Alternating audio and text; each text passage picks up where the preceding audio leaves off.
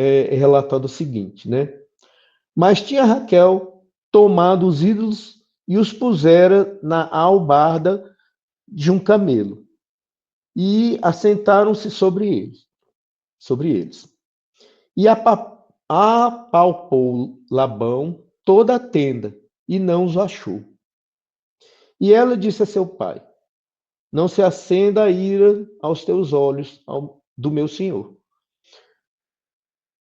porque não me pude levantar diante de tua face, porque me vai os costumes das mulheres. E ele procurou, mas não achou os ídolos. Ela escondeu os ídolos e mentiu para impedir que fossem encontrados. A Bíblia não explica completamente suas motivações, mas o fato permanece. Raquel manteve ligação com objetos associados à idolatria. Isso nos lembra, irmãos, que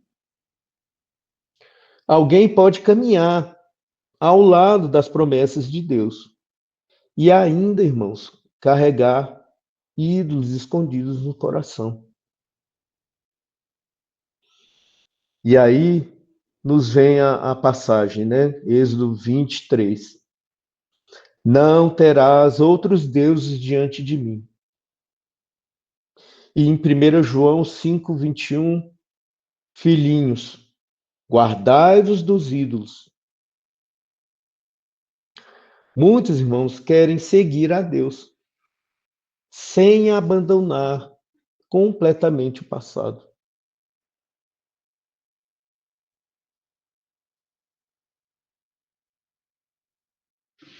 Irmão, uma coisa que diz assim muito, né, foi o destino final de cada uma das esposas, né? Os locais de sepultamento delas revelam uma verdade assim interessante. A Raquel, quando ela morreu, ela foi sepultada no caminho, né? Em Gênesis 35, 19 a 20 é relatado, né? Assim morreu Raquel e foi sepultada no caminho de Efrata, que é Belém. Ela morreu, né, irmãos, quando ela deu a luz a Benjamim.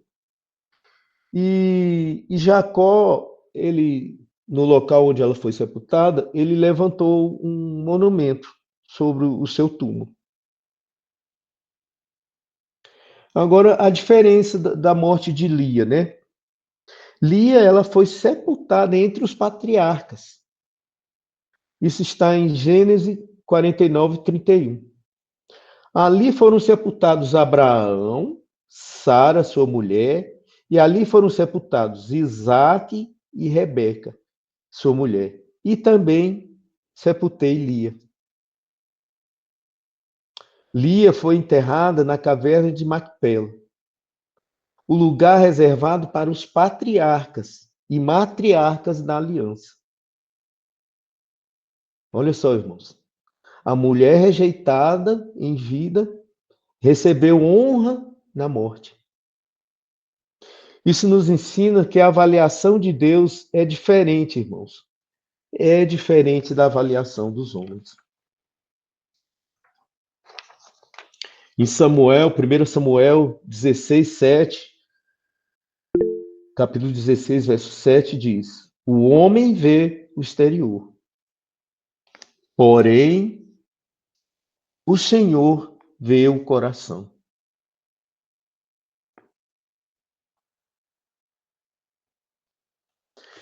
Irmãos, a gente pode fazer também um paralelo espiritual, né? Entre Lia e Israel. Lia, ela representava a rejeição humana. Ela foi desprezada por Jacó. Viveu buscando aceitação. Mesmo assim, foi usada poderosamente por Deus. De sua descendência veio Judá. De Judá veio o Messias, né? Conforme é relatado em Mateus 1, verso 1 a 3, né? Registro da genealogia de Jesus Cristo, filho de Davi, filho de Abraão. Abraão gerou Isaque, Isaque gerou Jacó, Jacó gerou Judá e seus irmãos. Judá gerou Pérez e Zerá, cuja a mãe era Tamar. Pérez gerou Esrom, e Esrom gerou Arão.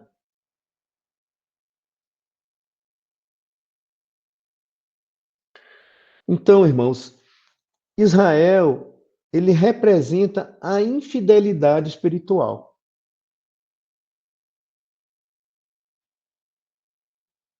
Ao longo das Escrituras, Deus apresenta Israel como uma esposa.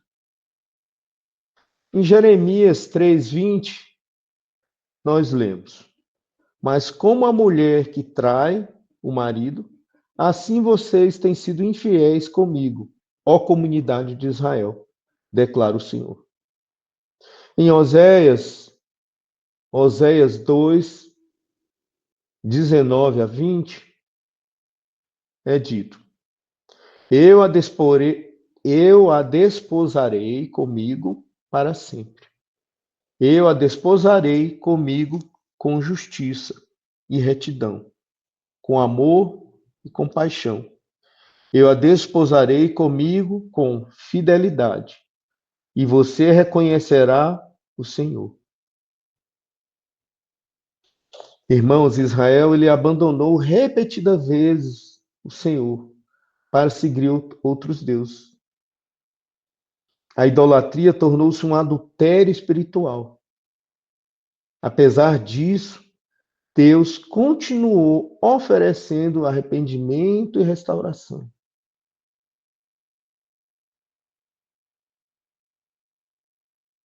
Vamos ver o contraste, né?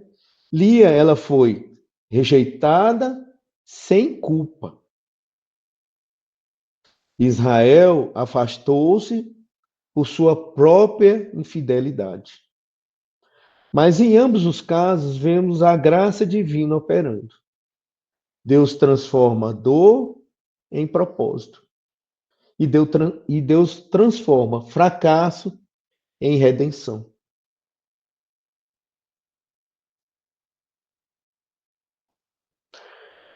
Irmãos, a gente pode agora fazer uma pequena meditação, né, sobre as lições, as grandes lições que a gente tirou da casa de Jacó, né? Eu acho que a primeira lição seria essa, né? O favoritismo. Irmãos, o favoritismo ele destrói relacionamentos. Jacó amava a Raquel mais do que a Lia. Esse favoritismo gerou rivalidade, inveja e sofrimento. Em Tiago 2:1 nós vemos: Meus irmãos, não tenhais a fé do nosso Senhor Jesus Cristo em acepção de pessoas. Irmãos, essa questão do favoritismo é tão séria que famílias elas adoecem quando existe preferência injusta, sem explicação, né? Quantas famílias vivem isso, né? Um filho favorito, né? E isso, entre os irmãos, começam os problemas, né? Nós podemos ver, irmãos, sobre isso, outros exemplos na Bíblia de favoritismo, né? Olha só, Jacó, ele viu isso, né? Ele já tinha passado por isso, né? A história de Jacó e Esaú, em Gênesis 25:28, né? A situação era o quê? Isaac, o pai, amava Esaú, porque ele era caçador. Mas Rebeca, a mãe, favorecia Jacó. Era o filho do coração dela. E qual foi a consequência disso, né, irmãos? Esse favoritismo familiar levou a conflitos, enganos, rivalidade entre irmãos, incluindo a famosa história, né, do roubo da primogenitura e da bênção de Isaac, né? Então, irmãos, favoritismo entre irmãos causa divisão e sofrimento.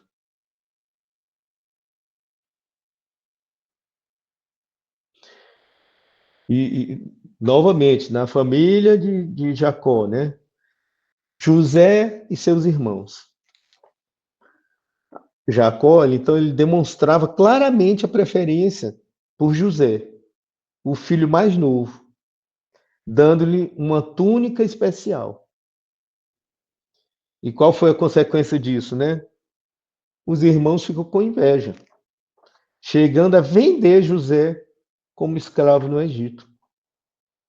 É lógico, a gente sabe que tudo isso tinha uma finalidade, né? Deus não deixa que o plano dele, né, aconteça, né? Mas e a lição que nós podemos tirar disso, né? O favoritismo parental, ele pode gerar ciúmes, conflitos graves, né? E desunião, né, na família. Nós temos outro exemplo, irmão, no caso de Eli, o sacerdote, né, e seus filhos. Isso foi relatado em 1 Samuel 2, 12 a 17.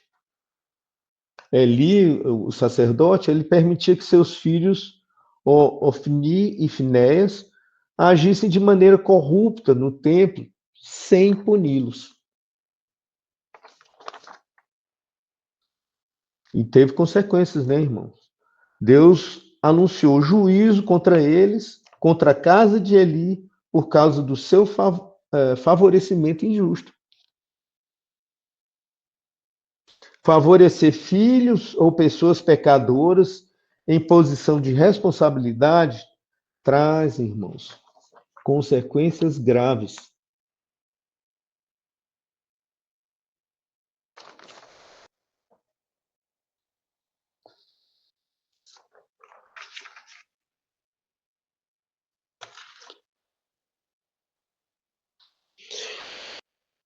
Outra lição que nós podemos tirar, irmãos, né, além dessa do favoritismo, que Deus vê quem os homens ignoram. Lia era esquecida por Jacó.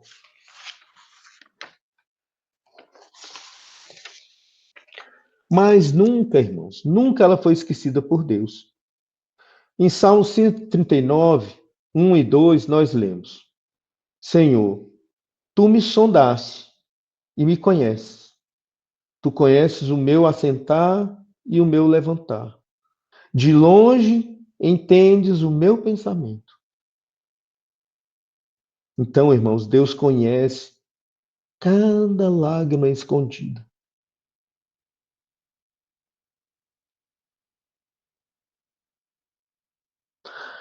Outra lição, irmãos, que nós podemos tirar também é que é a inveja, né? A inveja, irmãos, nunca produz felicidade. Lia queria o amor que Raquel tinha, né? Raquel queria a fertilidade que Lia tinha. Cada uma desejava aquilo que a outra possuía. E que lição que nós podemos tirar disso, né, irmãos? Que sempre que se compara, isso produz, irmãos, sofrimento. Em Provérbios 14:30 diz: a inveja é podridão dos ossos.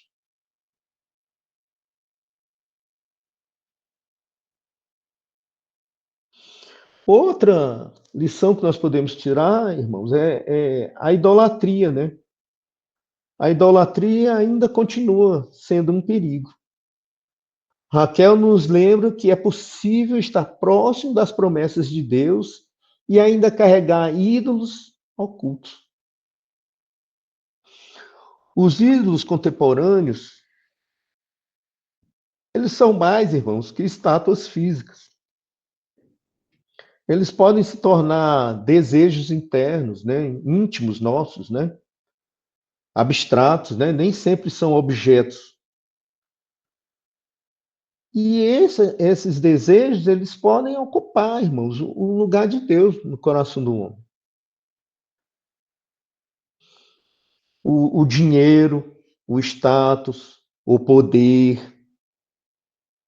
A idolatria moderna, irmãos, inclui o egoísmo, o egocentrismo, a ganância, a glutonaria, a obsessão por posses materiais ou celebrações. Até mesmo, irmãos, os relacionamentos, carreiras, hobbies, aprovação social. Isso tudo pode se tornar ídolos quando dirigem pensamentos e ações com mais intensidade do que a fé, substituindo a devoção divina por autoadoração e satisfação temporária.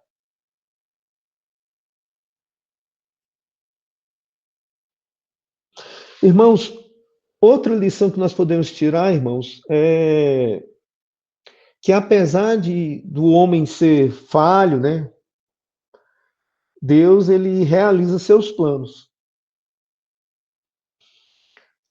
Da casa cheia de conflitos surgiram, irmãos, as 12 tribos de Israel. Da linhagem de Lia nasceu Judá. Da tribo de Judá veio Jesus. E Apocalipse 5:5 diz: Eis aqui o leão da tribo de Judá. O pecado, irmãos, dos homens, ele não anulou o plano de Deus. Irmãos, era uma breve meditação, então vamos para a conclusão, né? Irmão Cairo, eu gostaria de pedir que se o irmão puder liberar o compartilhamento, que no final eu gostaria de uma música. Vou abrir aqui, irmão. Tá bom, obrigado. Então, concluindo, irmãos, a história de Lia e Raquel não é apenas uma narrativa, irmãos, familiar. Ela revela muitas verdades espirituais. Lia nos ensina que Deus vê os rejeitados. Raquel nos alerta sobre os perigos da idolatria escondida. Jacó nos mostra as consequências do favoritismo. Israel nos lembra dos perigos da infidelidade espiritual. Acima de tudo, a história demonstra que Deus continua conduzindo seus propósitos soberanos, apesar das limitações humanas. Talvez, irmãos, nós nos identifiquemos com Lia, nos sentindo rejeitado. Talvez nos identifiquemos como Raquel, carregando lutas interiores que ninguém vê. Talvez, irmãos, nós tenhamos ídolos escondidos que precisam ser abandonados. Mas hoje, Senhor, o Senhor, ele continua chamando o seu povo para confiar nele. Porque os homens olham para as aparências. Mas Deus, irmãos, Deus ele olha o coração. E aqueles que se rendem a ele, jamais, irmãos, jamais serão esquecidos. Olha o que é que diz em Salmos 27:10. Porque quando meu pai e a minha mãe me desampararem, o Senhor me recolherá. Amém, irmãos?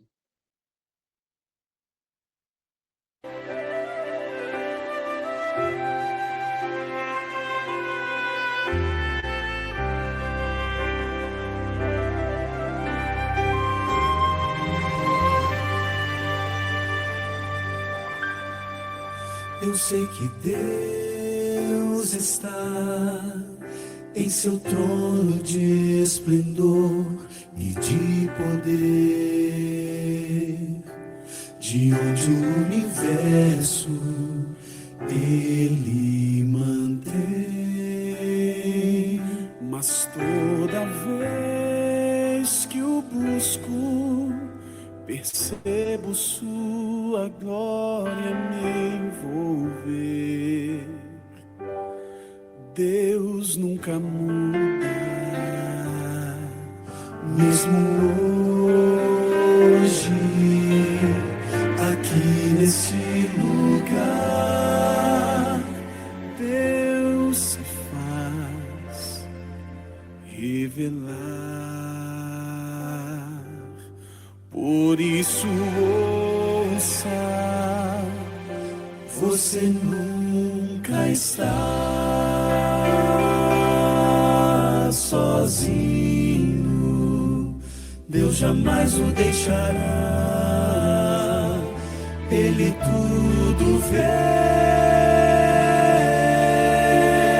Não se esconde ao ver você chorar. Ouve a oração que é feita pela fé e vem ficar mais perto de você. O Deus que eu conheço tem poder, pode a vida transformar.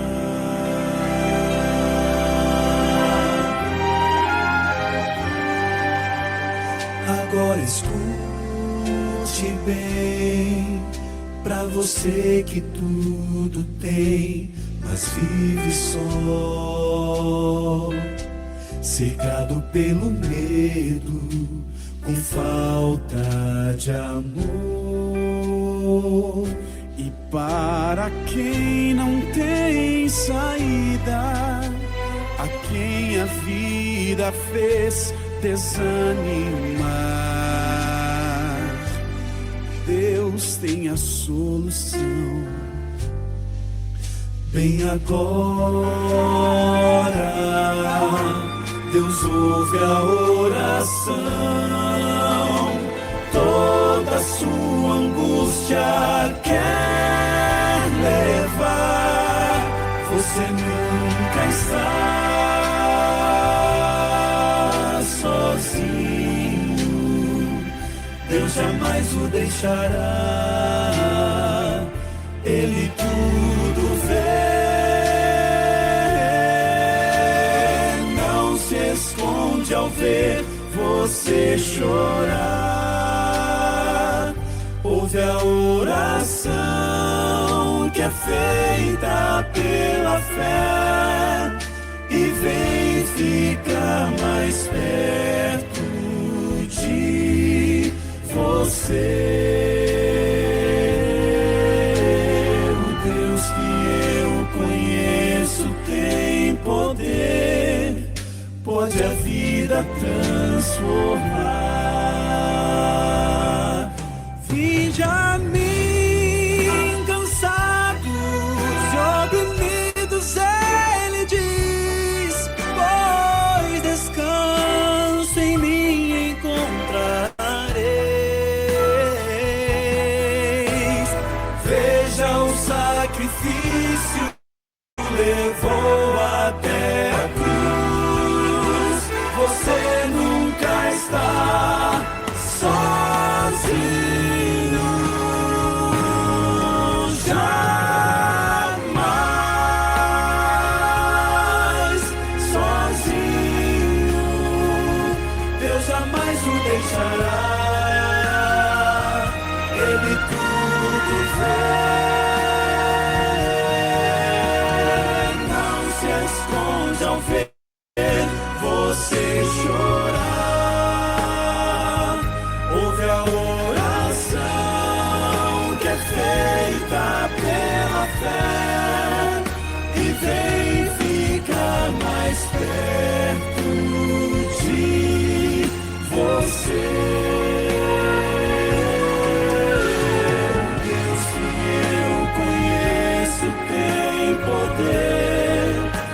pode a vida transformar.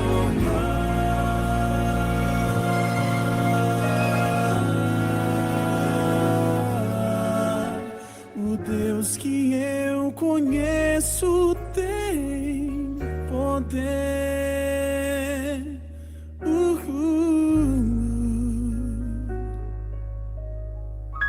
Pode a vida transformar.